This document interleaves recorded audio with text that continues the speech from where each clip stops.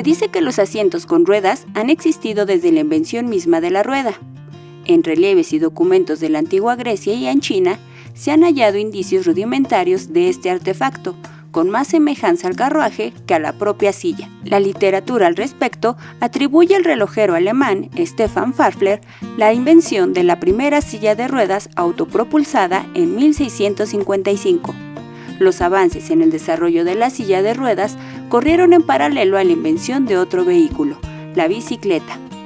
Es hasta los años 30 del siglo XX cuando dos ingenieros estadounidenses crean la silla de ruedas plegable, primera en producirse en serie y que permitió a muchos usuarios salir a la calle al dejar atrás los modelos pesados y de difícil manipulación. El uso de las sillas de ruedas se disparó con la pandemia de poliomielitis de los años 40 y el paso de las guerras modernas. En los años 50 aparecen las primeras sillas de ruedas eléctricas, equipadas con controles de joystick que permitieron a los usuarios desplazarse con mayor independencia y facilidad. Con el tiempo, se fueron desarrollando y perfeccionando diversos modelos de acuerdo a las necesidades de cada persona. Los atletas paralímpicos, por ejemplo, modificaron las ruedas, los asientos y los materiales, haciéndolas más ligeras y veloces. En fin, la historia y evolución de la silla de ruedas refleja el esfuerzo de la humanidad por mejorar la movilidad de las personas que así lo requieren.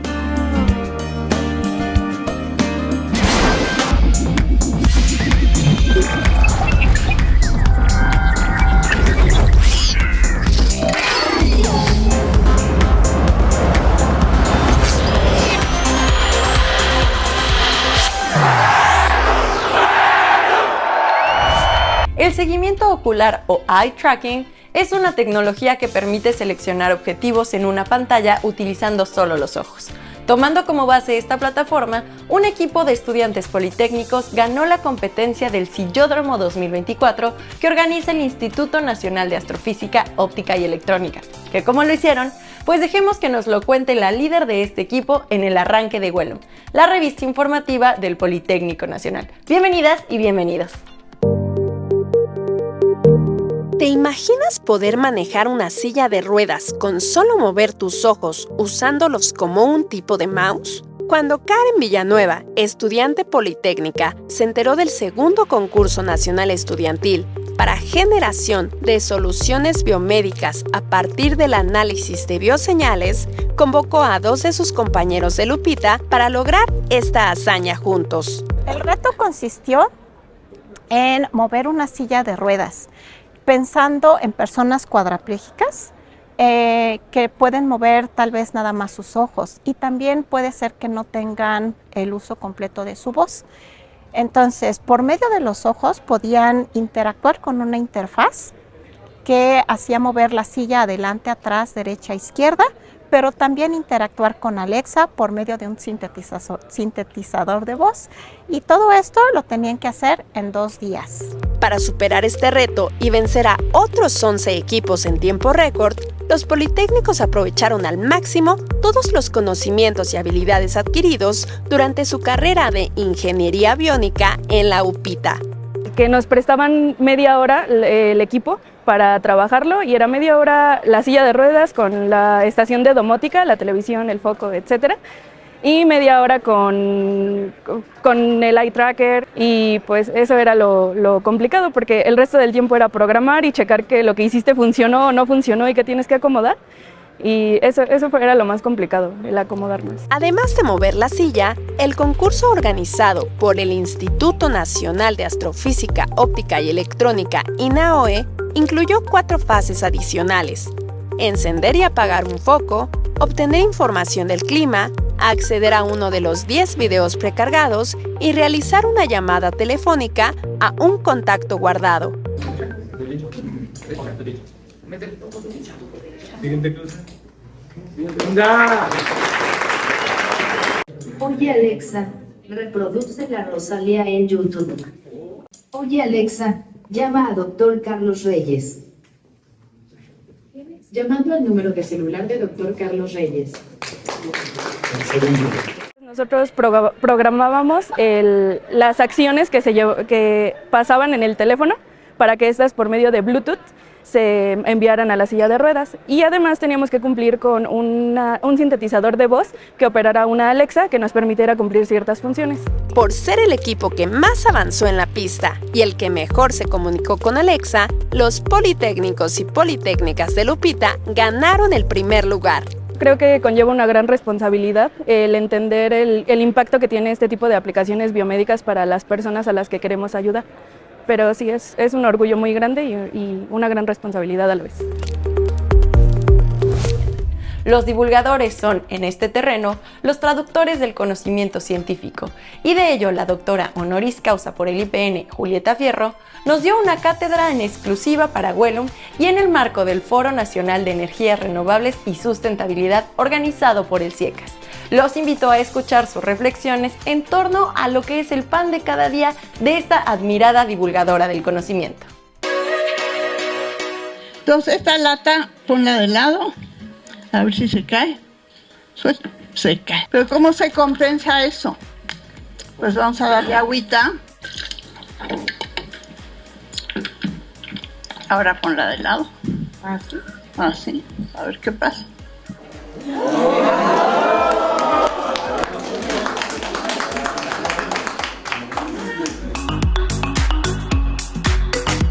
Mientras enseñemos la ciencia de manera memorística, vamos a tener un tabú en la ciencia y pensar que es difícil e incomprensible. Tenemos que enseñar la ciencia como nos gusta a los científicos. Es elegante, transparente, sencilla, se entiende. Y así deberíamos estar educando a los docentes. El cerebro llega a un límite donde puede seguir aprendiendo. Por eso pienso que es importante que haya escuelas de tiempo completo, por ejemplo. Que llegando a la escuela, español. Y después gimnasia o deportes o lo que sea. Y después matemáticas. Y después cantos, bailes folclóricos, pintura. Y después ciencias. Y después recreo y lunch. Es decir, el cerebro, para poder procesar mejor las cosas, necesita cambiar de actividad y descansar. Tiene que parecer que uno llega e improvisa en ese instante, pero claro que no, uno le piensa cómo le voy a hacer, qué tipo de público voy a tener, qué les puede interesar, cómo hacer un ambiente grato y además experimentar. No es algo que uno haga en su tiempo libre, es una profesión. Lo que funciona mejor en el mundo son grupos diversos. Los científicos que tienen el conocimiento y todos quienes los rodean, los comunicadores, y por eso son tan eficientes. Por ejemplo, la NASA usa el 15% de su presupuesto en popularizar el conocimiento. Y por eso tiene este respaldo público tan importante. Tener una cuenta de Twitter, porque eso ayuda a sintetizar. Escribir libros de muchos niveles. Yo he escrito libros para niños, medianos, grandes.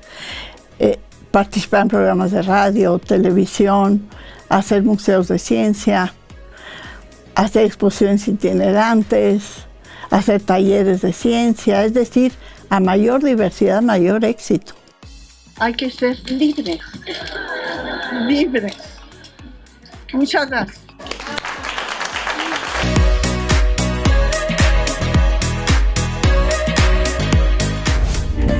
Duela renovada, pintura en interiores y exteriores, luminarias, extractores de aire, marcadores electrónicos, porterías y tableros es parte de los trabajos que se realizaron en las instalaciones deportivas y el auditorio del CECIT número 13, Ricardo Flores Magón.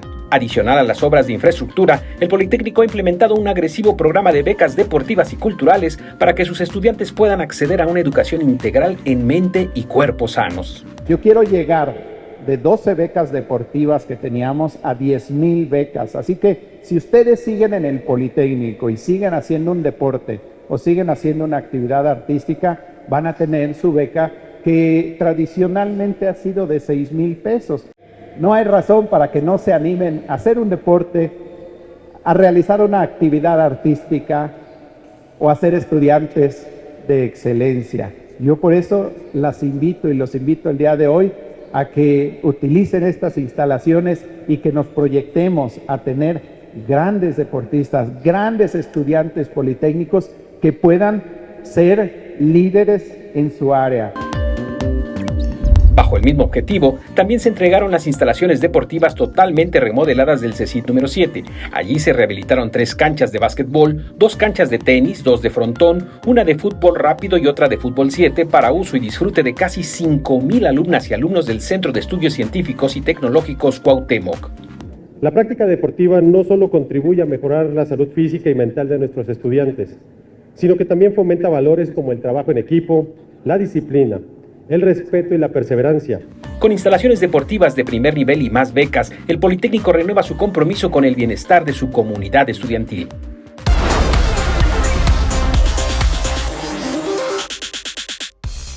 ¿A quién se le considera el inventor de la primera silla de ruedas autopropulsada? A. Felipe II de España. B. Harry Jennings. C. Stefan Pfaffer.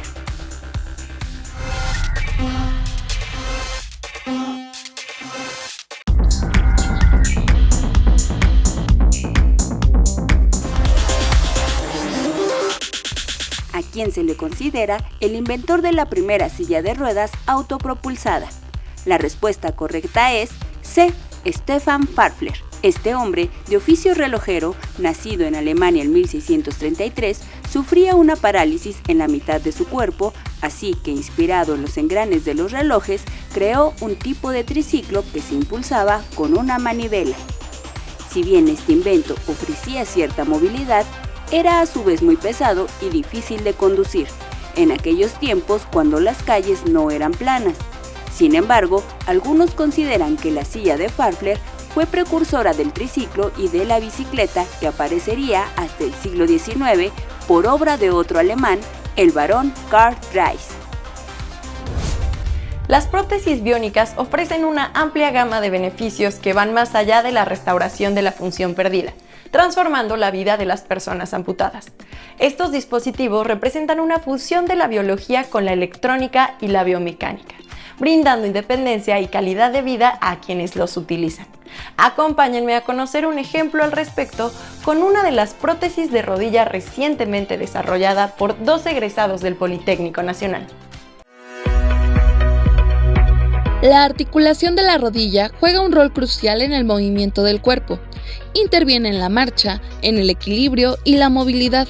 Por ello, 2 ingenieros biónicos egresados de Lupita se han esmerado en diseñar y manufacturar una prótesis pensada en las necesidades funcionales de aquel sector de la población mexicana que ha sufrido una amputación debido a una patología o un accidente.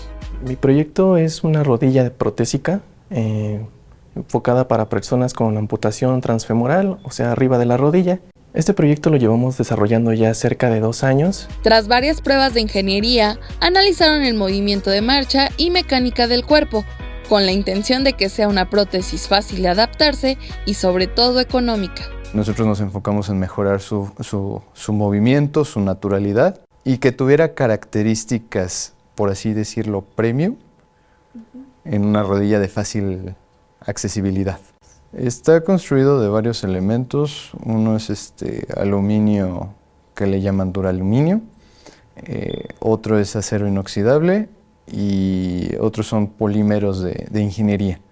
Estos materiales los utilizamos debido a que ciertos componentes requieren cierta resistencia al esfuerzo, cierta fuerza para poder soportar los esfuerzos de la marcha humana, y también consideramos mucho el peso del mismo dispositivo, ya que un paciente no cuenta con la misma fuerza que una persona con su pierna completa. Los politécnicos llevaron la ingeniería hasta los terrenos de la medicina, donde trabajaron de la mano con especialistas de la salud a fin de obtener una prótesis que cumpla con los requerimientos básicos y algo más. Ya hemos consultado con varios médicos especialistas en esta parte de órtesis y prótesis. Ellos en su andar van a tener una manera más natural de desplazarse. Este mecanismo también cuenta con un sistema ajustable el cual le permite al paciente, de acuerdo a sus necesidades, ajustar la velocidad para que ellos puedan desplazarse de la manera más cómoda posible. Esta prótesis de manufactura 100% politécnica tiene la capacidad para soportar cargas en proporción con el tamaño, peso y dinámica del individuo. La siguiente etapa es la prueba directa en pacientes que requieren el apoyo de prótesis transfemoral y, una vez certificada, arrancar la producción para poder beneficiar a los mexicanos que han perdido su movilidad y autonomía. La depresión es un trastorno mental caracterizado fundamentalmente por un bajo estado de ánimo y sentimientos de tristeza. En estos casos, los médicos indican la administración de ciertos fármacos antidepresivos, que en algunos casos suelen causar efectos secundarios como es la alteración de la conducta sexual. En el Sinvestav del Politécnico ya trabajan en la formulación de antidepresivos que no provoquen dichos efectos secundarios, y de ello les contamos a continuación. Existe evidencia de que ciertos tipos de fármacos antidepresivos alteran la conducta sexual tanto de las mujeres como de los hombres. Dichos medicamentos impiden o retrasan la reabsorción de la serotonina, una sustancia que se genera en el sistema nervioso central y nos da sensaciones de bienestar. Se considera que una baja concentración de serotonina es causa de depresión. La actividad sexual se deprime en los individuos deprimidos, si los individuos deprimidos no tienen mucho interés sexual. Y una vez que toman estos antidepresivos, ya se sienten mejor de ánimo, pero siguen sin tener interés sexual. Y eso les estorba mucho. Al sur de la Ciudad de México, en el Departamento de Farmacobiología del Sinvestav, realizaron un estudio sistemático en ratas y ratones para revertir conductas depresivas sin alterar su conducta sexual. Las áreas primarias del cerebro que regulan la conducta sexual en los animales están en el sistema límbico. Pero si algún sujeto tuvo alguna o tiene alguna lesión en estas áreas cerebrales, puede tener o asexualidad o hipersexualidad. Entonces esto nos ha dado luz a la neurología clínica de cuáles son las áreas involucradas. Pero en el caso de los seres humanos, la conducta sexual es más compleja. Existen aspectos culturales y sociales que influyen en ella. La sexualidad humana, por ejemplo, puede prescindir de la reproducción y solo conservar la fuente de placer y bienestar. Tomando esto en consideración, en el laboratorio administraron a los roedores dosis muy bajas de 2 fármacos: un inhibidor de la recaptura de la serotonina y noradrenalina y un antidepresivo. Lo que observamos fueron estudios en animales y encontramos que tanto en hembras como en machos no se inhibía la conducta sexual después de la administración de esta combinación de dosis bajas con venlafaxina y con mirtazapina. El siguiente paso del protocolo de investigación consiste en realizar los estudios en humanos y a partir de ello promover los resultados entre la comunidad científica y farmacéuticas. Esperemos que alguna compañía farmacéutica se interese para producir comercialmente esta combinación. Los 2 fármacos existen en el mercado como antidepresivos independientes, lo que no existe es su combinación a dosis bajas. Esta innovación politécnica ayudará a la salud mental y sexual de los 15 de cada 100 mexicanos y mexicanas que padecen depresión. La gimnasia es un deporte que combina fuerza, flexibilidad, equilibrio y coordinación. Se practica en diversas modalidades, cada una con sus propias características y requisitos. Pero todos conocemos la gimnasia olímpica, que en realidad se llama gimnasia artística. Hay gimnasia trampolín, gimnasia acrobática, gimnasia para todos.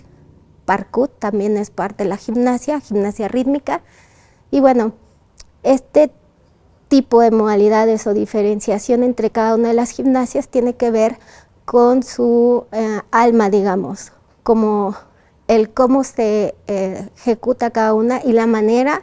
Algunas tienen aparatos, otras no.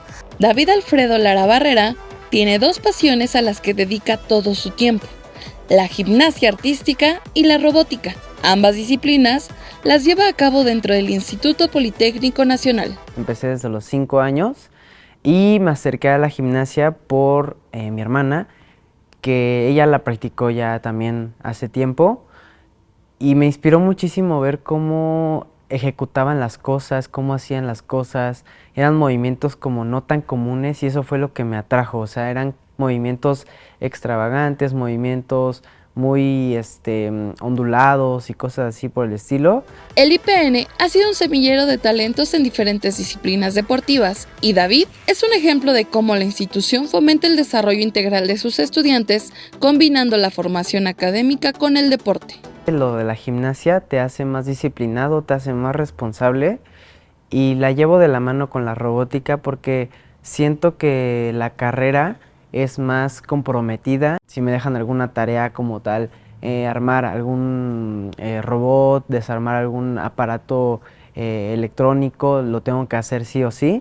A él le gustaría contribuir a que esta disciplina se practique sin los tabús que existen sobre que es un deporte exclusivo para mujeres. A las personas que no les gusta es como que sienten que es muy femenino la gimnasia, pero no, obviamente no es tan femenino, también hay partes varoniles y la parte de aquí es que se diviertan, que lo disfruten y más que nada es pues que obviamente lo hagan con todo el corazón del mundo. Recientemente, David ya se clasificó pentacampeón panamericano y ha representado a México a nivel internacional en diversas competencias. Sí me gustaría representar al Politécnico, poner el nombre del Politécnico en alto en la parte de gimnasia aeróbica y fue lo que cuando le comenté a mi entrenadora, yo quiero lograr eso, que el Politécnico sea reconocido a nivel nacional, que ha subido muchísimo a nivel en la parte de gimnasia aeróbica y es lo que yo quiero lograr.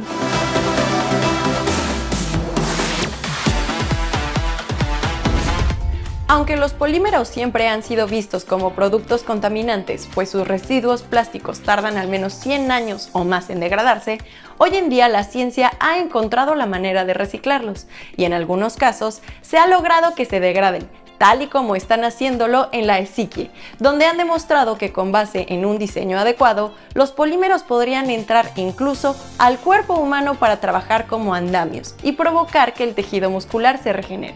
Veamos cómo ocurre.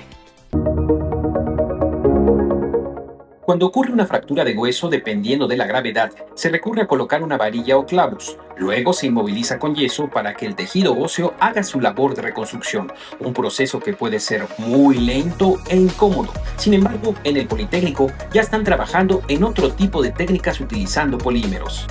En la actualidad, pues ya podemos concebir nosotros la funcionalidad del polímero y con base en eso diseñamos el polímero y el polímero como tal está constituido por varias macromoléculas de diferentes tamaños. Todo eso en su conjunto forman el polímero, que cuando ya lo procesamos le llamamos plástico. Antes, cualquier macromolécula que tenemos es un polímero. Poder diseñar los polímeros brinda la posibilidad de concebir, por un lado, un material que no sea rechazado por el sistema de defensa del cuerpo y que, por el contrario, encuentre en el polímero un aliado. Las células no se mueran, que se puedan adherir, porque eso es algo bien importante. Las células se van a adherir a él y van a regenerar el tejido que está a su alrededor, ¿no?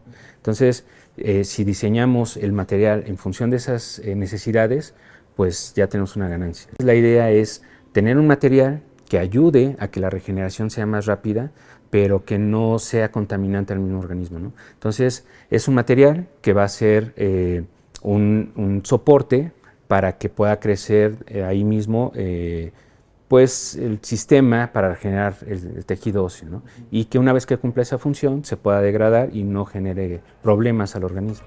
Para lograr que esta proeza se pueda concretar dentro del cuerpo humano, el Dr. Jiménez trabaja en su laboratorio de la ESICIE hasta encontrar la molécula adecuada para que el polímero, al reaccionar con los minerales de la sangre, logren generar la hidroxiapatita de calcio, la sustancia biocompatible. Ese mineral del hueso se postra sobre la superficie del polímero y cuando llegan los glóbulos blancos y empiezan a ver qué tipo de material es, lo reconozcan y entonces lleguen las células que regeneran el tejido y se postren ahí y empiezan a regenerar el tejido. Es una técnica de polimerización que ya está bien establecida. Lo único que hacemos es hacer reaccionar ciertas moléculas que dentro de su estructura tengan los grupos necesarios para que puedan degradarse. Tras cumplir con todo el proceso de valoración y pruebas, este tipo de desarrollos nos demuestran que los polímeros bien diseñados pueden superar el rol de villanos contaminantes del planeta para convertirse en nuestros aliados de hueso colorado. Hay materiales que ya están en el mercado que en ocasiones no podemos modificar, pero si le agregamos un aditivo adecuado, una molécula orgánica que coadyuve o ayude a la naturaleza a poderlo degradar, pues se le agregamos, ¿no? Y la nueva generación pues es diseñar el material para que posterior a su uso se pueda degradar. Con esta información llegamos al final de Huelum, la revista informativa del Instituto Politécnico Nacional. Soy Gaby Tinajero y en nombre de quienes colaboramos en este programa me despido, no sin antes convocarlos para que nos encontremos nuevamente la próxima semana, misma hora, aquí en el 11. Pásenla muy bien y hasta entonces.